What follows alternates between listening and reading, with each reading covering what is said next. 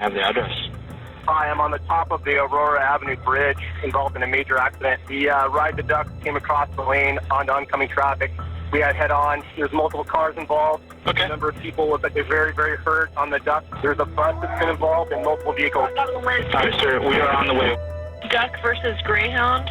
Yeah. I saw people fly off the side of it onto the bridge. There were actually people that were ejected? Yes.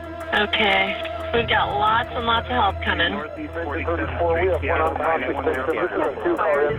Fire, Medic 1, what's the address of the problem? How old is your child? Okay, please send help. When people go about their day-to-day lives, they really don't think about Medic 1. They don't think about 911 because it's somebody else's problem. You hear it on the news each night. You may even walk by and see somebody being worked on, but you never think that it's going to happen to you. And when it does, you appreciate the fact that these people are the best trained in the world. So the thing that makes the Medic 1 system unique, there are a number of elements of it. One is certainly the level of training that our paramedics receive and the skills that they learn, the opportunities that they have to practice those skills, and the continuing education, the way they continue to improve year after year, class after class. It's exceptional, and the Medic 1 Foundation is at the heart of it. It's a nonprofit organization that helps us do our jobs through providing equipment, funding for research, plus they pay our tuition through school. And because of our resuscitation save rate in the county being the best in the world, they wanted to maintain that, but it always had to be better.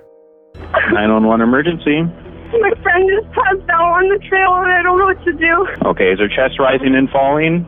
No, her face is blue. Oh my God. Okay. Okay, we need to start CPR. I'm going to give you instructions, okay?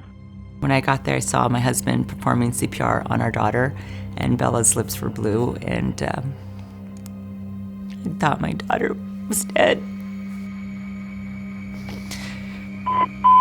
Cardiac arrest. Medic 18, engine 14, battalion 11. First thing, we come to a gate. It was a locked gate. I followed my partner over the fence. We saw this young lady, Isabella, down.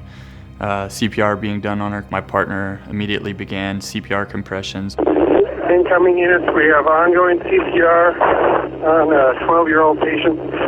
When we get there, I see a very emotional scene. There's people that are crying, there's people that are screaming, there's EMTs that are down there doing their job quietly and making things happen. Captain DeFazio told me that she went into asystole, which means you're just a flat line. So I have to turn to Captain DeFazio and say, get me a story, find out what's going on here. And that way I can help determine why is there a 12-year-old laying dead on the ground. We had no idea what was going on. We didn't know if Belle was going to survive. As a parent, there can't be anything worse in the world than seeing your child lying there lifeless. Your kids are everything to you, right? I mean, that's your sense of purpose once you have children. For a parent to lose their child would be absolutely awful. When you have somebody at the beginning of their life and you have their parents, the people that brought them into the world, watching this happen, the gravity of that is pretty intense. Even though you can't see those parents who are standing right outside of your view, you can hear them. And you can hear people saying, come on, Isabella, let's go. And I'm looking down at the monitor and thinking, we've got to do everything we can for this little girl because this is somebody's daughter. You know, you want to be there 100%, and you are, because that's the way you were trained. We worked her for several more minutes, and then we got her pulse back, and at that point, I knew we needed to get into the hospital. This was one of those calls that everything that could go right did go right. It's remarkable the tools that our medics are given, the skills that they are allowed to practice when they're needed, instead of having to wait until you get to the hospital for a doctor to do them after your window of opportunity has passed. They have that capability to be able to go out there and do this on a daily basis. Without them, I mean, my baby wouldn't be alive. And it's just amazing that the Medic 1 Foundation helps train the paramedics and firemen. People who are considering becoming donors to the Medic 1 Foundation, I cannot tell you enough the direct correlation between funding and training and saved lives. So when you give to the Medic One Foundation, you're helping give Isabella and her family another summer together.